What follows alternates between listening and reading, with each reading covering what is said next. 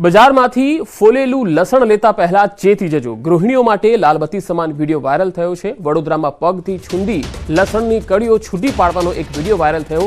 લસણને પાણીમાં પલાળ્યા અને પગથી છૂંદીને ફોલવામાં આવી રહ્યું છે। આ વિડીયો છે જેને અંગે ન્યૂઝ 18 પુષ્ટિ કરતું નથી, પરંતુ ઘણીવાર બજારમાં ફોલેલું લસણ મળતું હોય છે અને ફોલવાની ઝંઝટમાંથી મુક્તિ લેવી હોય તો આ પ્રકારના ફોલેલા લસણ બજારમાં મળતા હોય છે। પરંતુ આ જે વિડીયો વાયરલ થયો છે તેમાં પગથી છૂંદીને અને આ લસણ જે છે એ ફોલવામાં આવી રહ્યું છે અને આ તસવીરો જુઓ।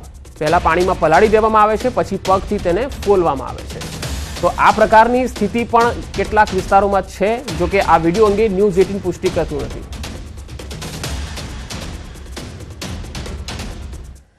કેરીના રસિયાઓ માટે સારા સમાચાર। રાજકોટના ગોંડલ માર્કેટ યાર્ડમાં પ્રથમ કેસર કેરીની આવક થઈ છે। ઉના પંથકમાંથી આ કેસર કેરીનું આગમન થયું છે। યાર્ડમાં સિઝનની પહેલી કેસર કેરીના 200 જેટલા બોક્સની આવક થઈ। હરાજીમાં આ સિઝનની પ્રથમ કેસર કેરીના 10 કિલોના બોક્સના 1900 થી 3000 જેટલા ભાવ બોલાયા। જો કે આ વખતે ગોંડલમાં કેસર કેરીની સિઝનનો પ્રારંભ એક સપ્તાહ મોડો થયો છે।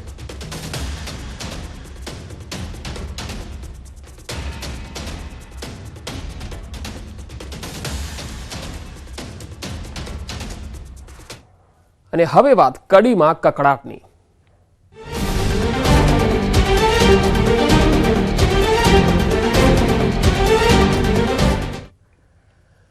મહેસાણાના કડી ભાજપમાં હાલ બે દિગ્ગજ નેતાઓએ બળાપો કાઢ્યો હોવાની ચર્ચા વિષય બની ગઈ છે। અગાઉ પૂર્વ નાયબ મુખ્યમંત્રી નીતિન પટેલે નામ લીધા વિના બળાપો કાઢ્યો હતો અને હવે કડીના જ ધારાસભ્ય કરશન પટેલે બળાપો કાઢ્યો છે। અગાઉ નીતિન પટેલે કડીના એક કાર્યક્રમમાં કહ્યું હતું કે આજકાલના આવેલા મને શીખવે છે, કડીમાં કોણ ચાલે એ મારા સિવાય વધુ કોઈ ન જાણે। તો કડીના એમએલએ કરશન સોલંકીએ કહ્યું કે 2 મહિનાથી નીતિનભાઈ મને બોલાવતા નથી, બે જૂથ હોય એવું નથી લાગતું, અને હોય તો એમને ખબર। શિખામણની વાત પર તેમણે કહ્યું કે નીતિનભાઈ શિખામણ ભલે આપતા હોય, હું શીખીને બેઠેલો છું, હું તેમને પગે લાગુ છું, પણ સાહેબ સામે જોતા નથી, સાહેબ સામે જોતા નથી એટલે બોલાવવાનું બંધ કર્યું છે। પાલિકા પ્રમુખની ચૂંટણીમાં રજૂઆત કરી ત્યારથી નીતિનભાઈ રિસાયેલા છે એવું પણ તેમણે કહ્યું હતું। તો બે દિગ્ગજ નેતાઓ, એક ધારાસભ્ય છે અને એક પૂર્વ નાયબ મુખ્યમંત્રી નીતિન પટેલ અને કરશન સોલંકી, બંને વચ્ચે ક્યાંક કોઈ વાતને લઈને વિવાદ છે એ વાત નક્કી દેખાઈ રહી છે અને જાહેર મંચ પર અથવા જાહેરમાં જ તેઓ હવે કહી રહ્યા છે કે આખરે કેમ તેઓ રિસાયા છે। એક તરફ કરશન સોલંકી કહે છે કે નીતિનભાઈએ કશું વિસ્તારમાં આપ્યું નથી, તો ભાજપ સરકારે આપ્યું છે, અને બીજી તરફ કરશન સોલંકી કહે છે કે તેઓ મને બોલાવતા નથી એટલે મેં પણ બોલાવવાનું બંધ કર્યું છે। અને આ વખતે ચૂંટણી મેં કીધું ભરતના કંઈક મદદ કરો, કે ભરત ના ચાલે, લો એટલે ભરત ના ચાલે કોણ ચાલે?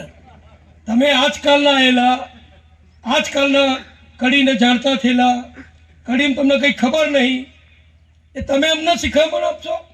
કડીમાં કયો કાર્યકર ક્યાં ચાલે અને કયો કાર્યકર ક્યાં ના ચાલે એની હું અભિમાન નથી કરતો, પણ મારા જેટલી ખબર કોઈને નહીં હોય। કડીમાં તટસ્થતાથી જોવાનું, કોઈ ચમચાગીરી નહીં કરાવવાની, કોઈ પોલસનગીરી નહીં કરાવવાની, કોઈને એને નહીં કરી આપવાના, તટસ્થતાથી કામ કરવાનું।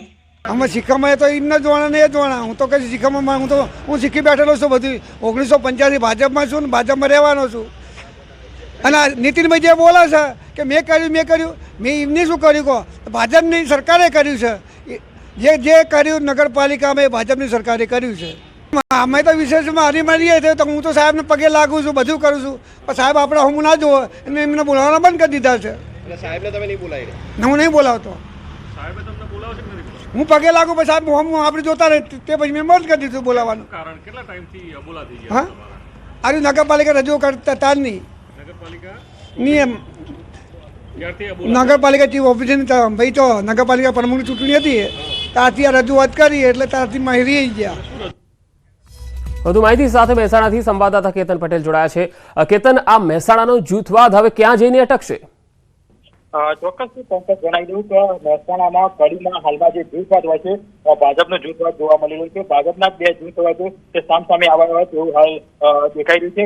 ખાસ કરી અને નીતિન પટેલ દ્વારા જાહેરમાં જે કડી પાલિકાનો જે કાર્યક્રમ હતો તેમાં બળાપો કાઢ્યો હતો. તેમને જણાવ્યું હતું કે કડી મીટિંગમાં મેં કહ્યું હતું કે ભરતને મદદ કરો અને ત્યારે તેમને કહેવાયું હતું કે ભરત ના ચાલે, ત્યારે આજે બળાપો કાઢ્યો હતો. ત્યારબાદ હવે જે કરશનભાઈ સોલંકી હોય છે તેમનું પણ નિવેદન સામે આવ્યું છે. જે કરશનભાઈ સોલંકી હોય છે તે આ મામલે નિવેદન આપ્યું છે કે નીતિન પટેલ મને બોલાવતા નથી, 2 મહિનાથી નીતિન પટેલ મને બોલાવતા નથી. કડીના ધારાસભ્ય કરશન સોલંકી દ્વારા પણ હવે જે બળાપો હોય છે તે કાઢવામાં આવ્યો છે. જી આ અંગે કેતન નીતિનભાઈ સાથે કોઈ વાતચીત થઈ શકી, કરશનભાઈ સાથે કોઈ વાતચીત થઈ શકી છે? ખાસ વાત કરવા તો નીતિનભાઈ સાથે વાતચીત નથી થઈ, પરંતુ ગત રોજ જયારે કરશનભાઈ મહેસાણા ખાતે આવ્યા હતા કાર્યક્રમમાં હાજરી આપવા ત્યારે તેમને નિવેદન આપ્યું હતું કે મેં જયારે કરશનભાઈ જયારે નીતિનભાઈ હોય છે તેમને પગે લાગ્યો હતો, પરંતુ તેમને મારી સામે જોયું નહોતું, તેમના સાથે અમને બોલાયા ન થયા. ત્યારબાદ મેં તેમને બોલાવવાના બંધ કર્યા છે. જી કેતન, આભાર માહિતી આપવા માટે.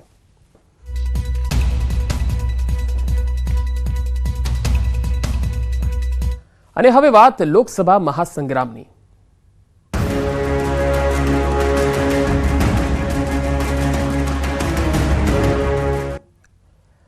લોકસભાની ચૂંટણી પહેલા ભાજપમાં ભરતી મેળો ચાલી રહ્યો છે. જૂનાગઢ ભાજપમાં મોટા પાયે ભરતી થઈ રહી છે. માણાવદરના પૂર્વ એમએલએ આજે કેસરિયા કરવાના છે.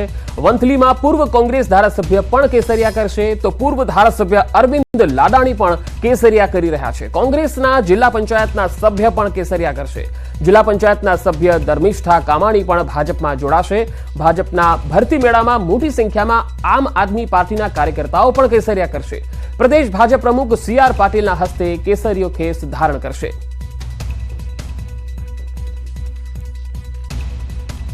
વધુ માહિતી સાથે સંવાદદાતા જૂનાગઢથી અતુલ વ્યાસ જોડાયા છે.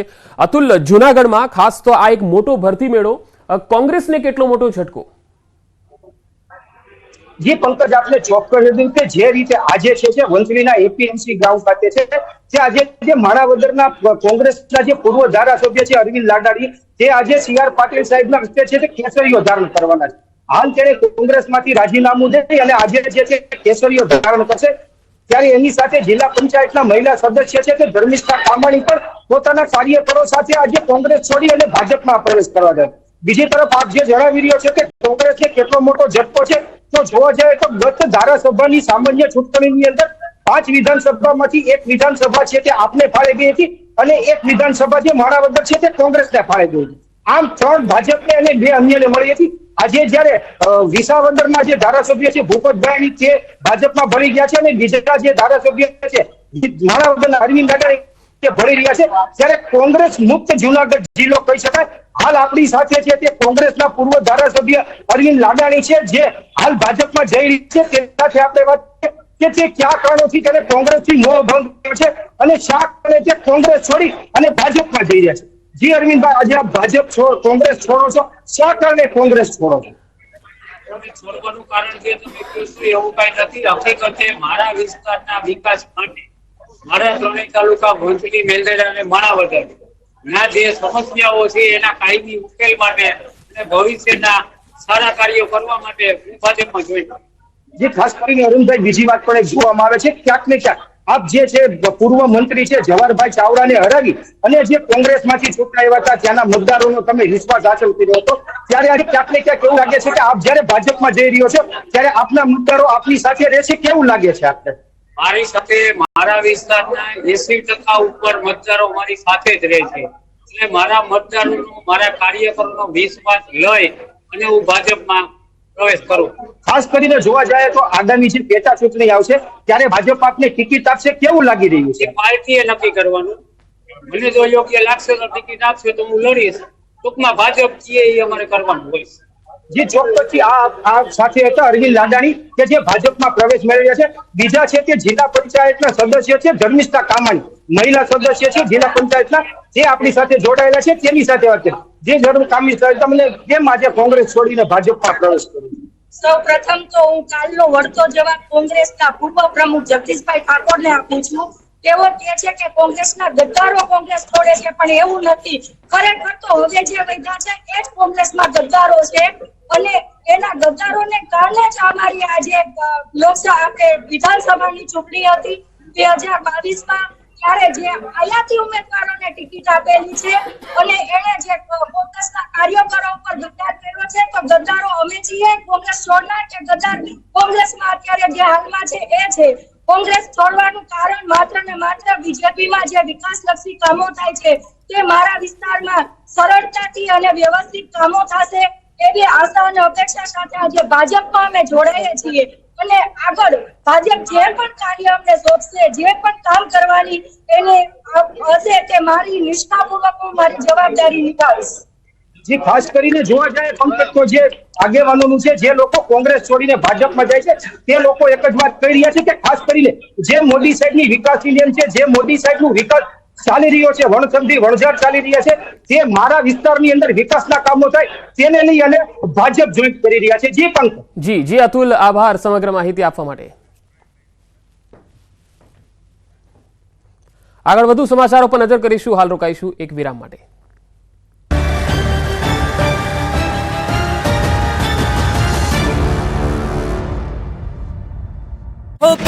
આવેલા ચોરોએ ઘરમાં સપાટો બોલાવ્યો.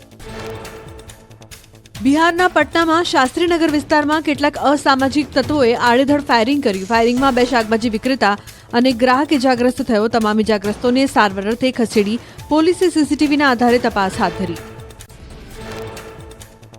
મધ્યપ્રદેશના દેવાસમાં પિતા પુત્રએ એક યુવકની હત્યા કરી. રૂપિયાની લેતી દેતી મામલે લાકડી દંડાથી માર મારી મોતને ઘાટે ઉતાર્યા. પોલીસે બંને આરોપીઓની ધરપકડ કરીને વધુ તપાસ હાથ ધરી. ન્યૂઝ 18 ગુજરાતી પર આપ જોઈ રહ્યા છો સૌથી મોટો ઓપિનિયન પોલ. જનતા સુધી, જનતાને સ્પર્શતા એ મુદ્દા ઉપર અમે વાત કરી છે અને એ મુદ્દા ઉપર જનતાનો પક્ષ જાણ્યો છે કે આ વખતની લોકસભા ચૂંટણીમાં જનતા કયા મુદ્દાના આધારે મતદાન કરશે, કોને, કયા રાજ્યમાં કોની સરકાર અથવા તો કઈ રીતે આગળ વધારશે પક્ષને, તે વિશે આપણે વાત કરીશું. અને આ મેગા ઓપિનિયન પોલની અંદર બિહારથી ખાતું ખોલ્યું છે. બિહારના ખાતાની અંદર 38 બેઠકો એનડીએને ગઈ છે, પરંતુ હવે વાત છે મધ્યપ્રદેશને લઈને. સંધ્યા, એમપી શું કહી રહ્યું છે, શું માને છે એમપી? જી, એમપી અજબ હે, કહેવાય છે એમપી અજબ હે. ન્યૂઝ 18 નેટવર્કનો મેગા ઓપિનિયન પોલ. પહેલા અમે બિહારની વાત કરી, હવે મધ્યપ્રદેશની વાત કરી રહ્યા છે. મધ્યપ્રદેશની જે બેઠકો છે 29 માંથી 28 એનડીએને, જી હા, તો ઇન્ડી ગઠબંધનને મળી શકે છે એક બેઠક. જે ઇન્ડિયા ગઠબંધન છે તેને એક જ માત્ર બેઠક મળી શકે છે. આ સૌથી મોટી વાત અહીંયા સામે આવી રહી છે. ન્યૂઝ 18 નેટવર્કનો આ મેગા ઓપિનિયન પોલ છે. ફરી એક વખત બાજી આમની તરફ છે, એટલે કે બીજેપી એનડીએ ગઠબંધનની તરફ આ બાજી જતી જોવા મળી રહી છે. શૈલેષભાઈ, બિહારની વાત હોય કે મધ્યપ્રદેશની વાત હોય, એ બધી જ જગ્યાએ આપના ઓપિનિયન પોલ જે છે એ ઓપિનિયન પોલ કરતા ચૂંટણી પછીના રિઝલ્ટો દેખાતા હોય અને ન્યૂઝ 18 રિઝલ્ટ દેખાડતું હોય એવું જ ક્યાંક ને ક્યાંક ચિત્ર આવી રહ્યું છે. કારણ કે લોકોને ખબર છે કે કોણ આપણી સાથે રહે એમ છે. અને એમાં મધ્યપ્રદેશની વાત હોય કે બિહારની વાત હોય કે સમગ્ર દેશની વાત હોય, એ 4 કરોડ ગરીબોને પાકું મકાન આપ્યું છે. એનું જ આ પરિણામ છે. એ 11 કરોડ પરિવારો જે છે એને નળથી જળ આપ્યું છે, એનું આ પરિણામ છે. 25 કરોડ લોકો છે એને ગરીબી રેખામાંથી બહાર કાઢ્યા છે, એનું આ પરિણામ છે. 55 કરોડ લોકો છે એને આયુષ્યમાન ભારત કાર્ડ આપ્યું છે, એનું આ પરિણામ છે. અને 50 કરોડ લોકો છે એનું બેંક એકાઉન્ટ, કોઈનું બેંકમાં કોઈ બેંક જોઈ નહોતી એવા લોકોને બેંક એકાઉન્ટ ખોલ્યું છે, એનું આ પરિણામ છે. અને જે પ્રકારે કેન્દ્રની સરકાર વિકાસના કામ કરે છે, કે એ એમ્સની વાત હોય, એરપોર્ટની વાત હોય, એ કદાચ સીએની વાત હોય, એ કાયદો અને વ્યવસ્થાની વાત હોય, એ ઇન્ફ્રાસ્ટ્રક્ચરની વાત હોય, એ આઈટી ક્ષેત્રની વાત હોય, કે એ કદાચ સ્ટાર્ટઅપ ઇન્ડિયાની વાત હોય, મેક ઇન ઇન્ડિયાની વાત હોય, ડિજિટલ ઇન્ડિયાની વાત હોય, તમામ ક્ષેત્રમાં એ કદાચ એક્સપોર્ટ કરવાની વાત હોય કે આત્મનિર્ભર ભારત પરની વાત હોય, તમામ રાજ્યોને સ્પર્શે છે એવી યોજનાઓ લાવ્યા છે. અંત્યોદય એટલે છેવાડાના માનવ સુધી આ જે વિકાસના ફળ પહોંચાડવાની વાત હોય, કે રેલવેનું આધુનિકરણ કરવાની વાત હોય, એ તમામ બાબતમાં અમે અગ્રેસર રહ્યા છીએ. એટલે આ પરિણામ, જે પરિણામ હતું મધ્યપ્રદેશમાં 29 માંથી 28 બેઠક, સેમ આ વખતે પણ એ જ છે. આ એક બેઠક કઈ કમલનાથના દીકરાની? એવું નથી સંધ્યા, ભાઈએ એમ કીધું કે દસ્તાવેજ કરી, એટલે દસ્તાવેજ તો આખા દેશ પર હમણાં પરિણામો આવશે એટલે દેખાશે. સંધ્યા, મને હસવું એ આવે છે કે મારા સાથી મિત્ર, ભાજપના મિત્ર એમ કીધું કે કદાચ તમે ઓપિનિયન પોલની રિઝલ્ટ બતાવી રહ્યા એવું ચિત્ર, તો જરા એમને તામિલનાડુ, તેલંગાણા, કેરળ એ બધાના બી ઓપિનિયન પોલ બતાવ્યો, એટલે નહીં Wait તમે and watch, બતાવશો જ મને હા. વિશ્વાસ છે હા. પણ એ આવે ત્યારે ભાઈ છટકી ના જાય એટલા માટે હું યાદ દેવડાવું છું કે એક આમાં ટ્વીટ કરીને દે કે હું આવું બોલ્યો હતો. બીજી બાબત સંધ્યા, આ દેશના દરેક નાગરિકને ખાતામાં 15 લાખ આપવાનો ઝાંસો કોણે આપ્યો હતો? એ ઝાંસારામ કોણ હતા? આ દેશની મહિલાઓને ગેસનો સિલિન્ડર જ્યારે આ દેશમાં કોંગ્રેસની યુપીએના શાસનમાં 500 રૂપિયાનો હતો, સબસિડી વાળો ગેસનો સિલિન્ડર મળતો હતો, ત્યારે પણ ચૂંટણીલક્ષી ભાષણોમાં એ ગેસનો સિલિન્ડર મોંઘો છે એવો ઝાંસો આપીને બહેનોને છેતરનાર આ દેશના કયા નેતાઓ હતા? કઈ પાર્ટીના રાજનેતાઓ હતા? આ દેશના ખેડૂતોને 2014ની ચૂંટણી પહેલા જાહેર મંચ ઉપરથી આંકડો કીધો, સાલ કીધી 2022માં દરેક ખેડૂતની આવક ડબલ થશે. આજે 2020 થી એ ખેડૂતો દિલ્હીની સરહદો પર ખિલ્લા ઠોકીને સરકારે એમને આવતા રોક્યા છે. શરમ આવી જોઈએ. આવા ઝાંસા અને આવા મુંગેરીલાલના હસીન સપના જેવા જે બણબાંગો ફૂકે છે, જે લોકો ખોટા વાયદા આપે છે, વચનો આપે છે, જ્યારે 60 રૂપિયા પેટ્રોલ હતું અને 48 રૂપિયા ડીઝલ હતું, ત્યારે એવા મહંતોને એવા મંચ બનાવી દેવા, એવા ઝાંસા. સીએએ પર ફેલાવવામાં આવતા ભ્રમ પર અમિત શાહનો સણસરતો જવાબ, વિપક્ષ પર પણ કર્યો ધારદાર પ્રહાર. નવા ચૂંટણી કમિશનરના નામની જાહેરાત થઈ શકે, પીએમ મોદીની અધ્યક્ષતાવાળી સમિતિમાં લેવાઈ શકે નિર્ણય. માણાવદરમાં પૂર્વ કોંગી ધારાસભ્ય અરવિંદ લાડાણી પંજો છોડી પકડશે કમળ, તો જૂનાગઢ જિલ્લા પંચાયતના મહિલા સભ્ય પણ કરશે કેસરિયા.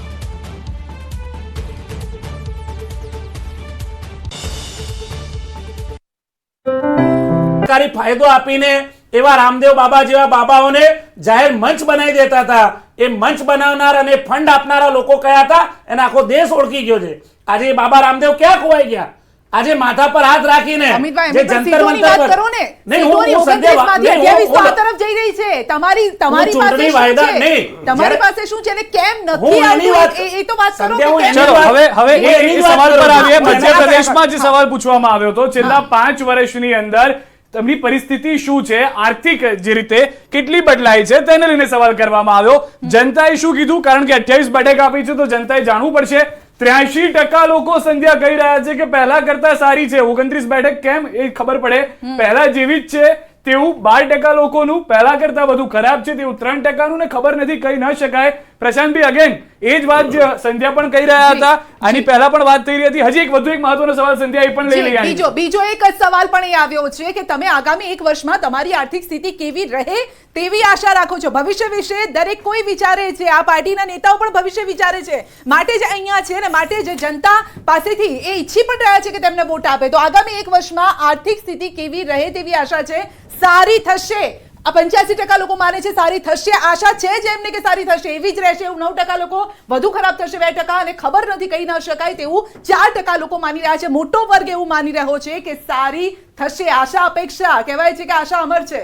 શું તમે તમારા અને તમારા પરિવારના ભવિષ્ય વિશે આશાવાદી છો? આશાની વાત સંધ્યા આપે કરી છે, તો આશાવાદી કેટલા છે લોકો તે પણ જાણી રહ્યા. 76% લોકો હા કહી રહ્યા છે, ના કહેવા વાળા 17% છે, કહી ન શકાય તેવા 7% લોકો છે. હવે જે આ 3 સવાલના આંકડા જોવા મળી રહ્યા છે પ્રશાંતભાઈ, કેમ 29 માંથી 28 તે આ 8000 લોકોનો જે સર્વે કર્યો મધ્યપ્રદેશનો, તે કેમ આવું કહી રહ્યું છે? કદાચ તે આના પરથી સ્પષ્ટ થાય. મધ્યપ્રદેશ નામ જ જેનું મધ્ય એટલે હાર્ડ છે એકદમ, અને હિન્દી હાર્ટ બેલ્ટનું હાર્ટ કહેવાય. ગઈ વખતે પણ આ જ પરિણામ હતું. એમાં 2014માં જ્યારે મોદી સાહેબ તો પહેલી વાર લડતા હતા ત્યારે પણ 27 સીટ લઈ આવ્યા હતા, 2 જ સીટ. એમાં એક જ્યોતિરાદિત્ય સિંધિયા હતા જે હવે આ બાજુ આવ્યા. મધ્યપ્રદેશનું રાજકારણ બહુ જ અલગ છે. તમે સમજો, આ જે 83% આંકડો છે ને, કદાચ તમે એ 1 વર્ષ પહેલા પૂછ્યો હોત ને તો કદાચ 5, 10, 20% ઓછા હોત. પણ લાડલી યોજના જેના થકી આખી આ સરકાર પલટાઈ ગઈ. ભલે મામા શિવરાજ મામા નું બહુ જ એમ જેને કે એન્ટી ઇન્કમ્બન્સી પણ કહી શકાય, પણ આપણે બી ચર્ચા કરી હતી એ વખતે મધ્યપ્રદેશમાં સરકાર બને ભાજપની એવી કોઈ ભીતિ આપણને દેખાતી નહોતી. તેમ છતાં બમ્પર વિજય મળ્યો. તો એ કંઈક ગ્રાસરૂટ લેવલની વાતો બહાર આવી. અને હવે તો મામા પોતે લોકસભા લડે છે. કાલે આ જ મામા કદાચ કેબિનેટમાં મંત્રી પદે બેઠા હશે. તો આ બધી પરિસ્થિતિના હિસાબે, અને મેં કીધું હિન્દી હાર્ટબેલ્ટ છે. ગુજરાત, રાજસ્થાન, મધ્યપ્રદેશ, છત્તીસગઢ, હરિયાણા, ઉત્તરાખંડ, હિમાચલ આ 5-7 રાજ્યો એવા છે કે જે કદાચ પાક્કા પાયે હિન્દુત્વના રંગે રંગાઈને પછી આ વોટમાં એ કન્વર્ટ થતું હોય છે. ઇન્ડિયા ગઠબંધનના મુદ્દા બધા સાચા. મને એવું હતું મધ્યપ્રદેશમાં, કારણ કે કોંગ્રેસે જે રીતે પ્રચાર કર્યો, જે રીતે રાહુલ ગાંધી, પ્રિયંકા ગાંધીએ આરતી કરી હતી ઉજ્જૈનમાં જઈને, અને એ સિવાય એક સોફ્ટ હિન્દુત્વ, એ સિવાય મુદ્દાની વાત કરી હતી. કારણ કે મધ્યપ્રદેશમાં 2 સરકાર જોઈ છેલ્લા 5 વર્ષ રાજ્ય સરકારની દ્રષ્ટિએ. કમલનાથની સરકાર 1.5 વર્ષ જોઈ, ત્યારબાદ મામાની સરકાર. ત્યાં 4 ભાજપ છે. હું દર વખતે કહેતો ત્યાં 4 પ્રકારનું ભાજપ છે. એક મામાનું ભાજપ, એક રાજાનું ભાજપ એટલે જ્યોતિરાદિત્ય સિંધિયાનું, અને એક નારાજ ભાજપ. એક જ મિનિટ રોકી રહ્યો છું. કેરળને લઈને પણ બ્રેકિંગ સંધ્યા આવી રહ્યા છે. કંઈક કેરળને લઈને પણ જાણકારી છે, કારણ કે મધ્યપ્રદેશની વાત કરતા હતા.